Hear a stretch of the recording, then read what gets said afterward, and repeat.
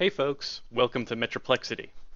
I go by Cryptodynamic, and I'm recording this to help introduce people to one of my favorite games, since it's been keeping me entertained for years now. So what is Metroplexity?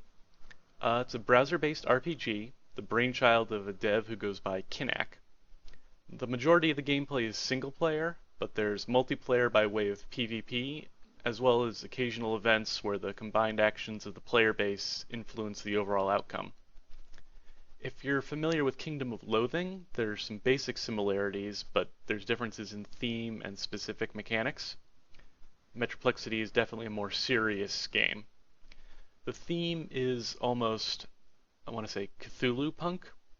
It's a futuristic setting with cybernetics and advanced robotics, massive corporations pulling the strings while the people live in grinding poverty, all that kind of thing. But on top of that, there are things that lurk in the shadows, many of which can only be seen while you're taking a mysterious drug called Eclipse. But when you can see them, they can see you. Many of those details of the setting are found through quests, talking to NPCs, using items, but we don't know everything that's going on yet. The game is still being developed over time, and the main plot of the game involves digging deeper and deeper into those secrets. And then it's entirely possible that there's stuff that is out there, but none of us have found it yet. So the game's full of secrets and puzzles, which are kind of challenges from Kinak to the players.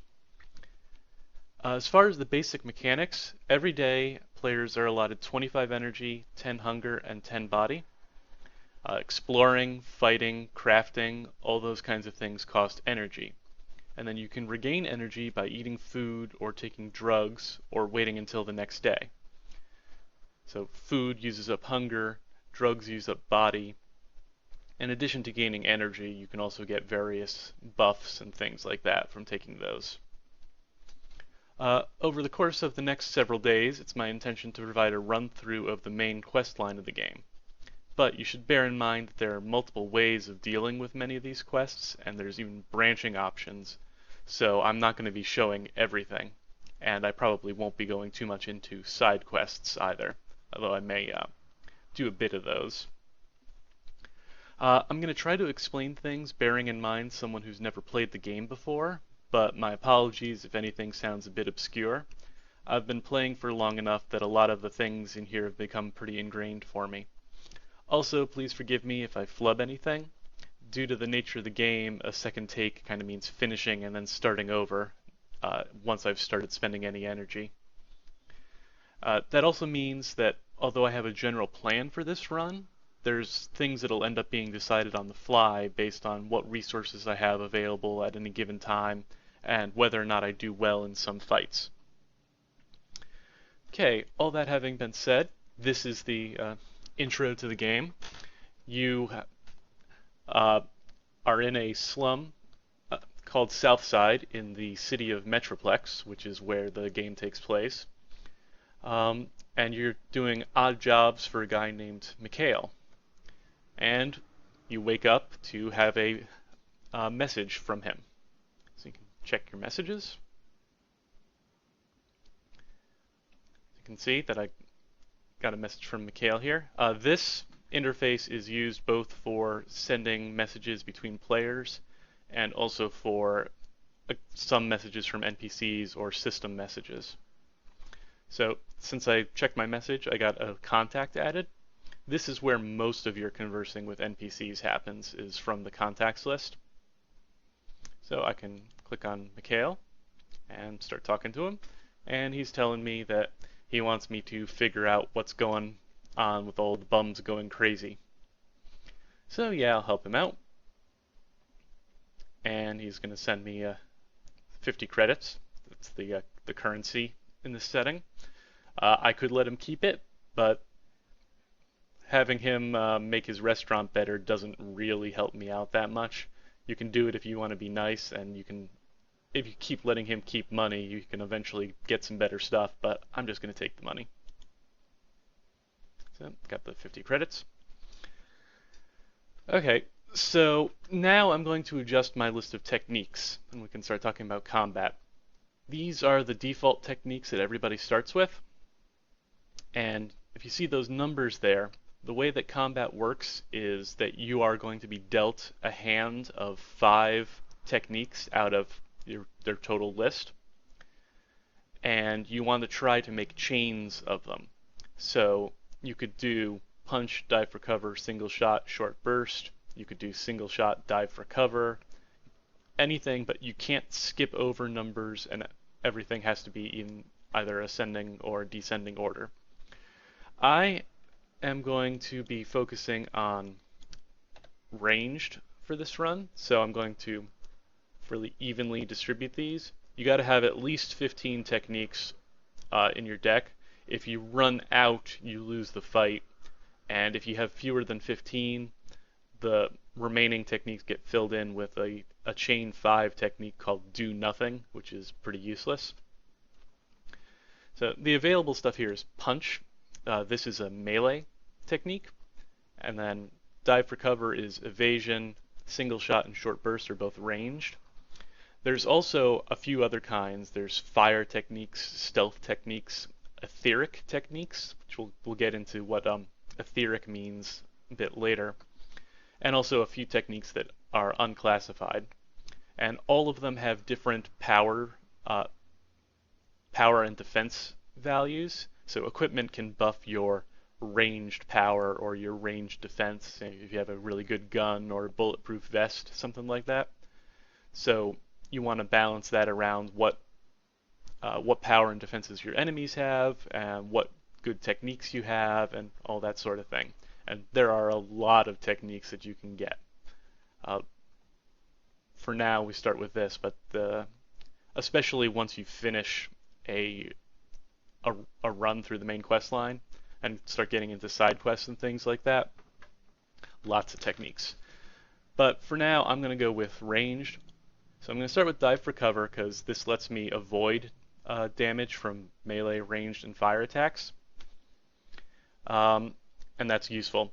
A lot of the enemies in run will only do one attack. So as long as you start with dive for cover, you can avoid a lot of damage. Single shot is not great, but it'll work. It's got a base damage of 2, and then my power adds to that, the enemy's defense subtracts from that, and then you get a roll to see within a range how much damage you do. And then short burst is another ranged technique. It's also base damage 2, but if it's the final technique in a chain, it gets +3 to its base damage. And there's a lot of stuff like that where techniques will do different things based on where they are in a chain, whether they're following other techniques, whether they are opposed by an opponent's technique, various things that can change the outcome of the use of the technique. In addition to chain, type, and base damage, all techniques have an attribute associated with them. You got perception, reflexes, strength, and will. So the attributes, as far as combat goes, they will act as a cap on how much damage you can do. But they also have various checks throughout the game. There may be encounters where you need to have a certain amount of reflexes in order to succeed at something, or there may be equipment that you need to have a certain level of strength in order to equip. And in addition to that, they all also have some specific things that they do. Perception ties into your item drop rate, reflexes influences your ability to run away from enemies, and strength and will tie into your total hit points. Okay, let's go ahead and just give that deck of techniques a name. And if I go and look at my inventory, you can see I don't have much in the way of items at the moment. Got this cheap pistol, +2 ranged power, old jacket, which gives a bit of melee defense, and pants, just so that I am actually wearing pants. So, since I'm going to focus on ranged, I'm going to do this quest in a particular way. Even starting from this very first quest, you have options in how to complete it. You can either side with the bums or side with the gang members who are distributing this new drug that Mikhail is worried about. And which one you do determines whether you'll be able to get a skill that gives a bonus to melee power or ranged power. I am going to go with ranged power. Um, in run, ranged power is probably a bit more useful. There are a few situations where melee power is nice, but for the most part, uh, guns are probably better in run. Once you've completed the main quest line, melee can actually be better, just because of the equipment and some of the techniques that you can get. But it's not really a huge deal.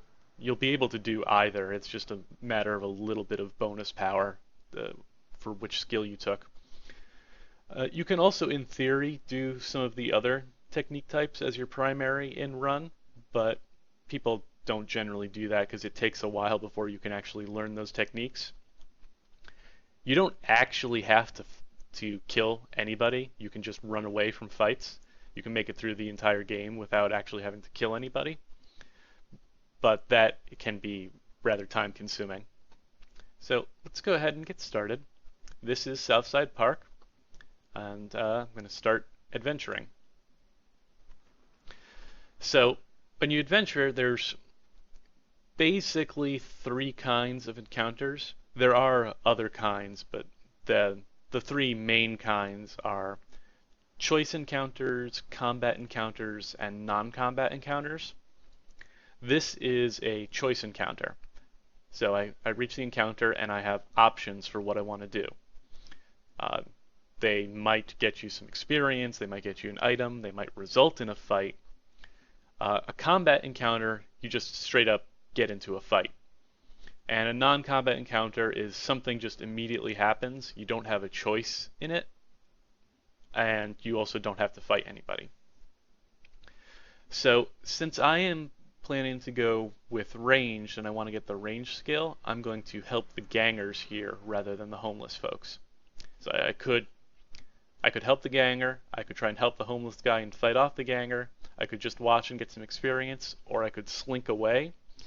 And this is something that is often a choice in choice encounters, where you just walk away from the encounter and don't spend energy.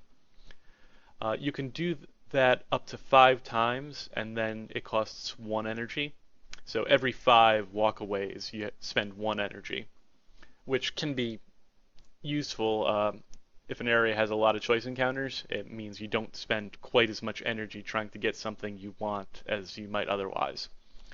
But here I'm going to go ahead and help the ganger out. So yeah, I'm a real big guy shaking down a homeless man for a handful of credits.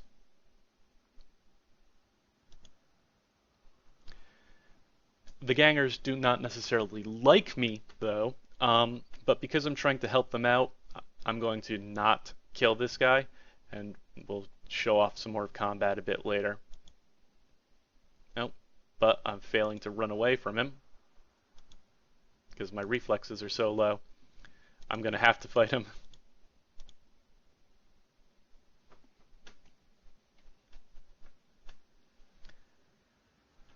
And oh, I should probably have talked about that a bit more. But when you win, you get experience based off of the techniques that you used. Since I was using all reflexes and perception techniques, the experience gets weighted towards those, and so I ended up getting all perception experience. And you drop some brass knuckles and some money.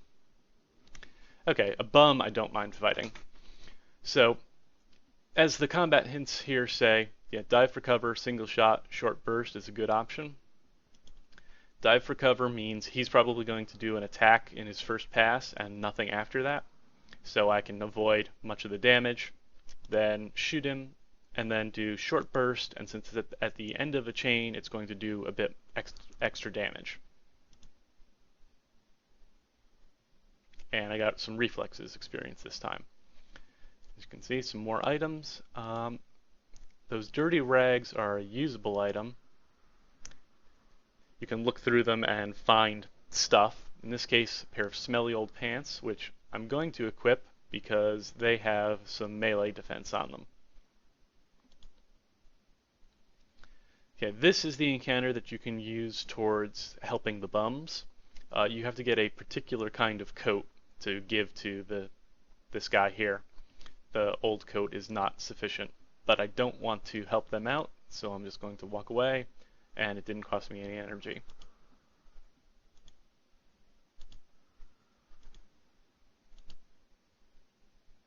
I wonder if I can run away this time now that I got some reflexes. Nope. Okay, so got shot, ran out of hit points, got beaten to hell, so now I need to rest and spend some energy and get some hit points back.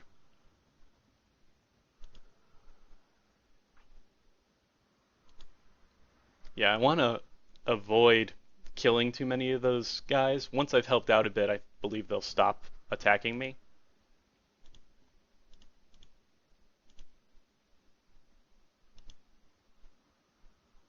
In this case, I can't dodge because it didn't come up in my hand, so I'm just going to have to accept the damage. But he didn't do too much.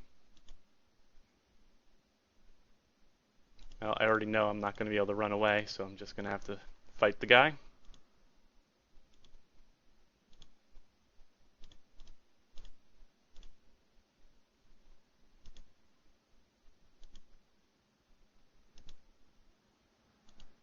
Gonna have to do this a few times, and eventually one of the higher ranking gang members will get in touch with me.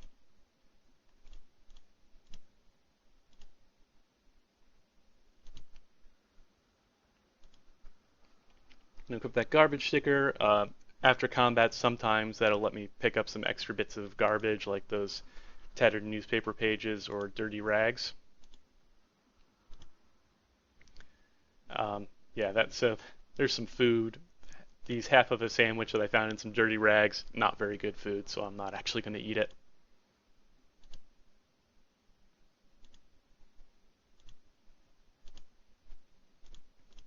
So just got to keep going and helping out the gangers. Oh, and you can learn techniques after combat under various conditions.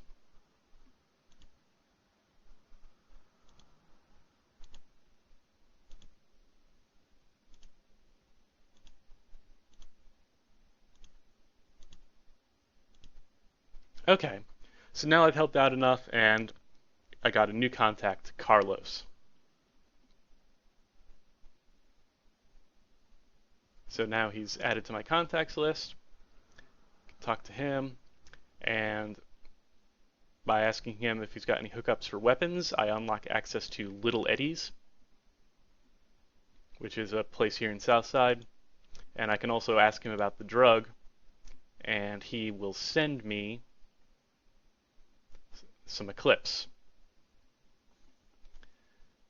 And now that I got that, I can check in with Mikhail. So it's this Eclipse drug that seems to be doing weird stuff to the bums. And now he wants me to talk to an old guy by the name of Lo.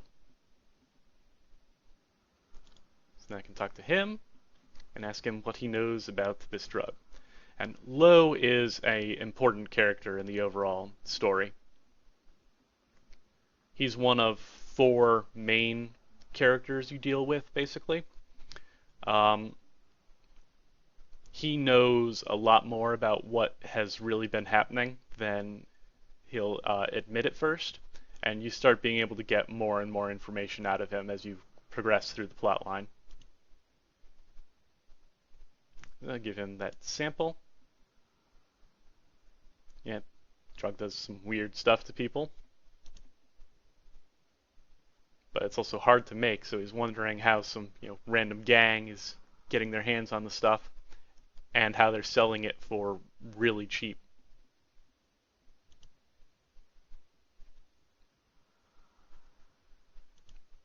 So now I have a quest to head to check out the docks to see where the Fangs are getting this stuff from.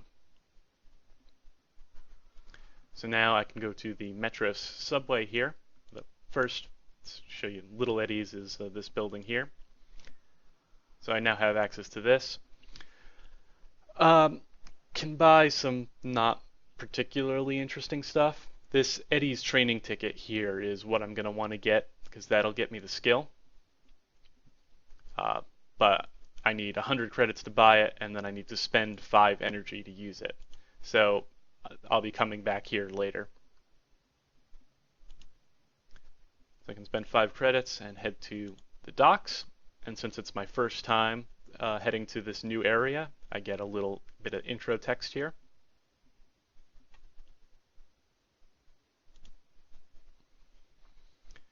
And so I'm at the docks.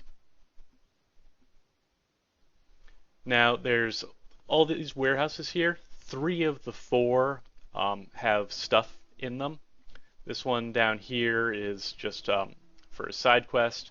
Then around here there's the Midgard warehouse, which is Midgard is the corporation that runs Metroplex, and they are behind all sorts of stuff, and we'll definitely be dealing a lot with them shortly. And then this warehouse up here has a guy named the Squatter King. So I can talk to him, and he wants me to steal some medicines that are being shipped through the docks. So yeah, I'll tell him I'll go ahead and do that. And that gets added to my list of quests. I could do that, but I'm going to hold off on doing it for a while, just because the reward for doing it later I think is actually better than doing it right away. But so I'm going to check out the waterfront and just try to get some information, which the easiest way to do it is to blackmail this guy when you see him taking a bribe. So there's something about a pit at the south end of the docks. That leads into the sewers, and that is where the Fangs have set up their hideout. So, go down into the sewers. Making your way through the sewers, you have to make a certain amount of exploration progress normally. This is one of the barriers. You've got to pass a stat check to either pull yourself over the wall or look for handhelds to climb more easily. Since my perception is only at 3, I wasn't able to find a good set of handholds, but I get some perception experience.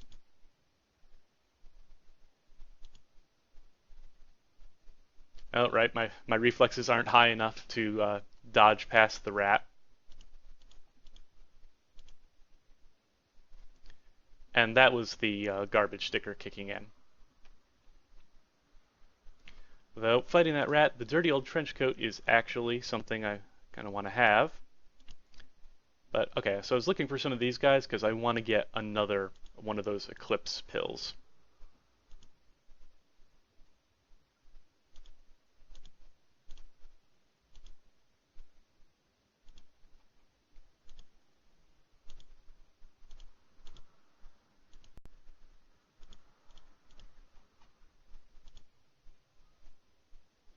Okay, the maps allow for some progress through the sewers, but I am just going to kind of bypass that, hopefully, and I'm going to take some Eclipse here.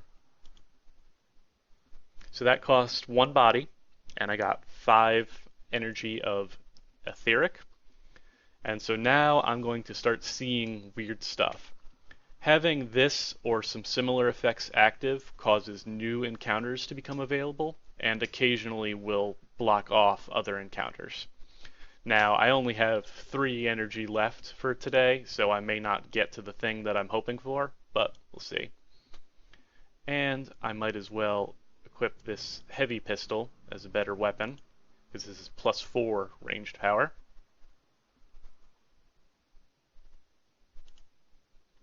Oh, but I got lucky and found the encounter that I was looking for on my very first energy. So a little flying light. I can follow the ferry or not, but by following the ferry, I get right into the sewer hideout and avoid